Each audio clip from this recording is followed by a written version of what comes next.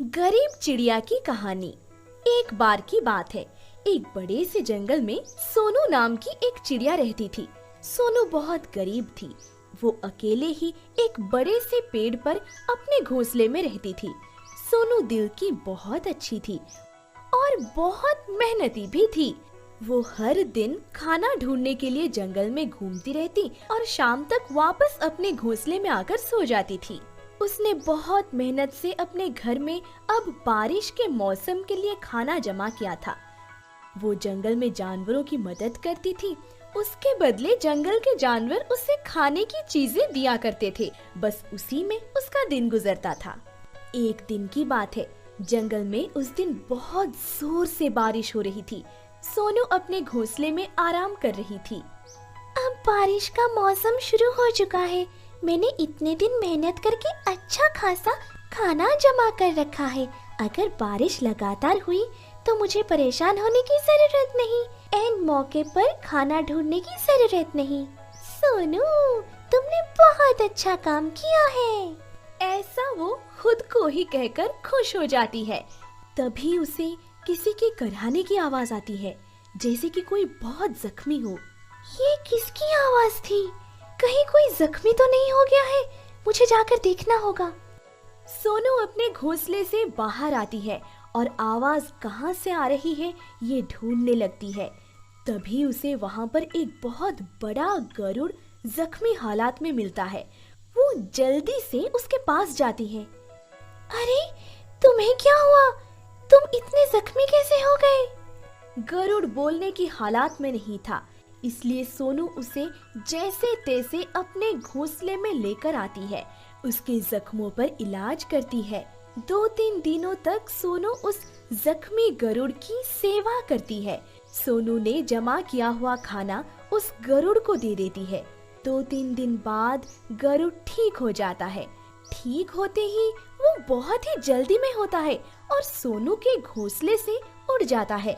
वो सोनू को कुछ भी नहीं कहता। सोनू को बहुत बुरा लगता है, पर अब वो किसी को कुछ कह भी नहीं सकती। दूसरे दिन सोनू देखती है तो उसका सारा खाना खत्म हो चुका था। मैंने जमा किया हुआ सारा खाना अब खत्म हो गया है। मुझे खाना ढूंढना होगा।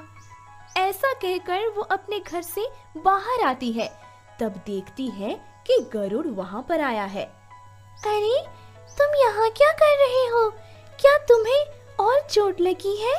नहीं, तुम्हारी वजह से मैं पूरा ठीक हो चुका हूँ। मैं थोड़ा जल्दी में था, इसलिए मुझे जाना पड़ा। असल में मैं शेर खान का राजदूत हूँ। दूसरे जंगल से महत्वपूर्ण संदेश मैं शेर खान के लिए ला रहा था, तभी रास्ते में जख्मी हो गया। अच्छा, तो इसलिए तुम जल्दी से चले गए? हाँ, वो संदेश शेर खान के पास पहुंचाना बहुत जरूरी था, पर मैं अब तुम्हें शुक्रिया कहने के लिए यहाँ आया हूँ। सोनू ये सुनकर खुश हो जाती है। शेर खान भी तुमसे बहुत खुश है और इस वजह से उन्होंने अब तुम्हें सहारा देने का सोचा है। तुम अब शेर खान के लिए काम करोगी और शेर खान तुम्हारी जरूरतमंद चीजों का ख्याल रखेंगे। ये सुनकर सोनू बहुत खुश हो जाती है। उस दिन से गरुड़ और सोनू चिड़िया की दोस्ती बहुत गहरी होती है। इस कहानी से हमें ये सीख मिलती है कि जरूरतमंद लोगों की मदद किया करना चाहिए। चिड़िया की शादी। एक बहुत बड़ा जंगल था। उस जंगल में मीनू नाम की एक चिड़िया रहती थी। मीनू की बेटी टीनू की शादी जल्दी ही होने वाली थी। भगवान की दया से उसके पास सब कुछ था और टीनू की शादी भी एक अमीर घर में हो रही थी।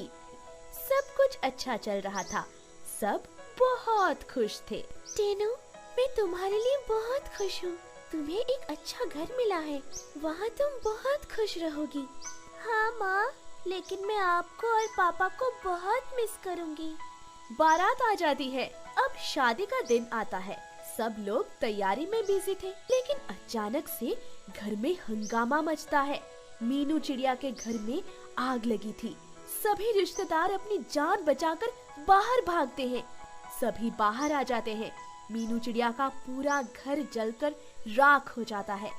ये दुख तो बहुत बड़ा था, लेकिन जैसे तैसे हिम्मत जुटाते हुए मीनू चिड़िया कहती है, जो होना था वो हो गया, लेकिन मुझे मेरी बेटी की खुशियों के आगे नहीं आना है। आज जैसे तय हुई थी उसकी शादी आज ही होगी। लेकिन लड़के के माँ बाप कहते हैं, हमें इस घर में हमारे बेटे की शादी नहीं करानी, जिनके पास अब कुछ भी नहीं बचा।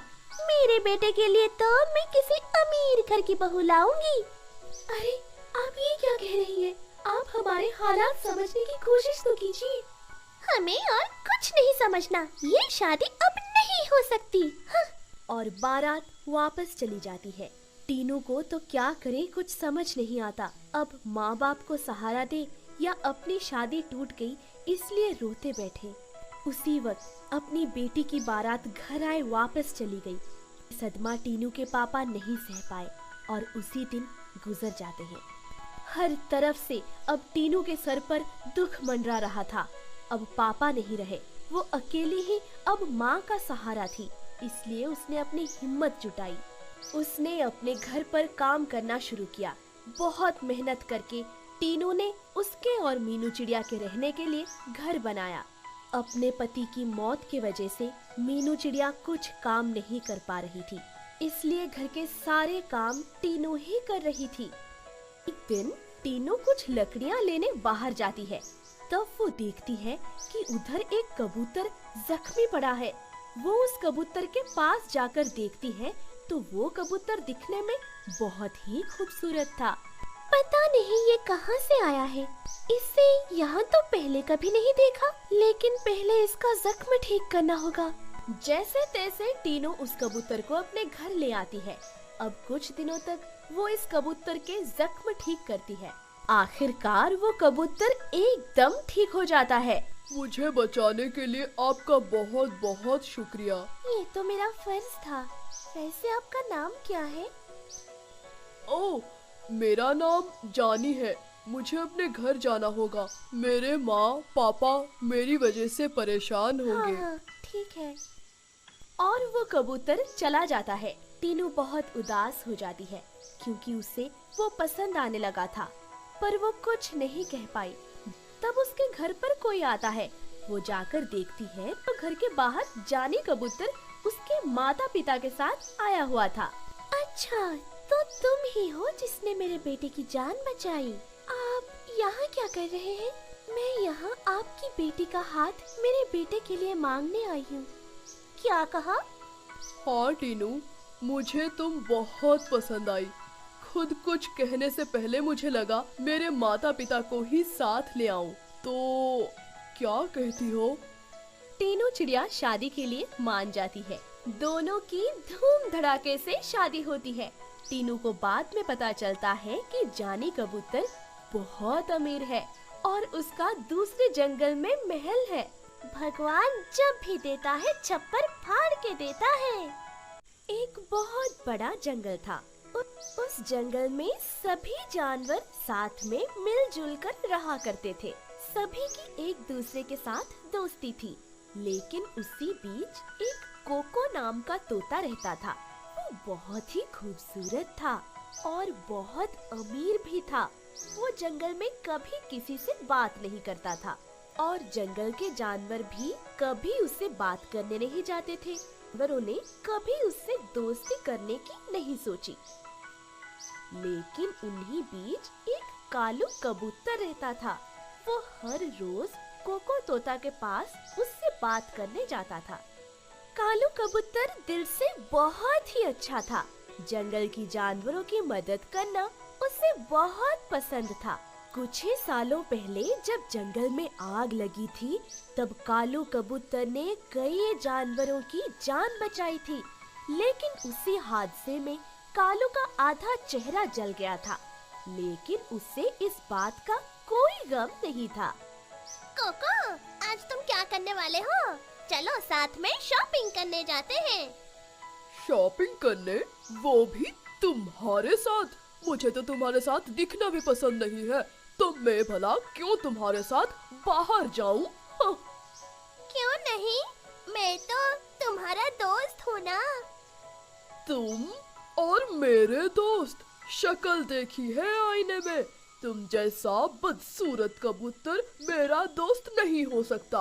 पता नहीं तुम हर रोज मेरे घर क्यों चले आते हो। सुबह सुबह तुम्हारा चेहरा देखना मुझे बिल्कुल पसंद नहीं है। कालू कबूतर को ये बात बहुत बुरी लगती है। वो वहाँ से चला जाता है। चलो, अब इससे तो जान छूटी। अब ये यहाँ वापस कभी नहीं आएगा।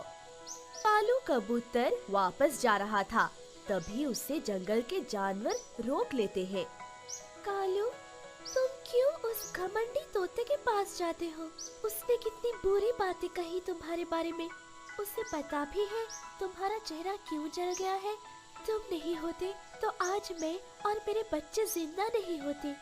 क्या उससे तुम्हारी कीमत है? अरे मीनू, जाने दो ना। उसकी बातें कड़वी हो सकती है, पर उसका दिल साफ है। अरे, किस नजर से उसका दिल साफ दिखता है तुम्हें? मीनू, तुम चिंता मत करो, मैं उसे बदल कर ही दिखाऊंगा। अगर उसने और एक बार भी तुम्हें कुछ बुरा भला कहा ना, तो मैं उसे नहीं छोड़ूंगी। हाँ हाँ, ठीक है मेरी माँ। रात में जंगल के सभी जानवर आराम से सो रहे थे। तभी अचानक जंगल में चीखने चिल्लाने की आवाज आने लगी। कालू कबूतर घबरा कर उठता है और बाहर जाता है। वो देखता है कि कोको तोते के घर को आग लगी थी। कालू कबूतर जल्दी से उस घर के पास जाता है। वो कोको को बचाने जाने ही वाला था, लेकिन उसे बाकी के जानवर रोक लेते हैं। कालू, मुझे मालूम है तुम उस कोको को अपना दोस्त मानते हो, लेकिन तुम्हें कुछ होगा तो कभी अपने बारे में भी तो सोचो। मीनू, तुम चिंता मत करो, मैं सही सलामत वापस आऊंगा। सभी जानवरों को मालूम था कि कालू को रोकना गलत होगा। कोई कुछ नहीं कर पाएगा। कालू कोको तोते के घर के अंदर जाता है। कोको तोता घर के बाहर निकल नहीं पा रहा था। कालू को देखकर वो चौंक जाता है। तुम यहाँ क्या कर रहे हो? क्या तुम्हें अपनी जान प्यारी नहीं है? मुझे मेरी जान तो प्यारी है, लेकिन मैं अपने दोस्त को मौत के मुंह में जाता हुआ नहीं देख सकता। चलो अब यहाँ से बाहर निकलते हैं। क्या कहा? दोस्त? अब कुछ कहने का वक्त नहीं है। कालू कबूतर कोको तोते को सही सलामत वापस ले आता है। उनको बाहर आता देख सभी खुश हो जाते हैं और कालू कबूतर को गले से लगा लेते हैं। कोको तोते को तब एक असली दोस्त की कीमत समझ आती है। कालू, मुझे माफ कर दो। अपनी सुंदरता की घमंड में मैंने तुम्हें क्या क्या नहीं कहा। ऐसे खूबसूरती का क्या करूं जब मुझे एक भी दोस्त नहीं है जिसे मैं अपना मान सकूं और मुश्किल हालात में बुला सकूं। कालू, मुझे माफ कर दो और जंगल के बाकी जानवरों से भी मैं माफी मांगना चाहता हूँ। तोते की ये बात सुनकर सभी जानवर मुस्कुराते हैं। कोई बात नहीं कोको, दोस्ती में ये सब चलता रहता है। और सभी हंसते हैं।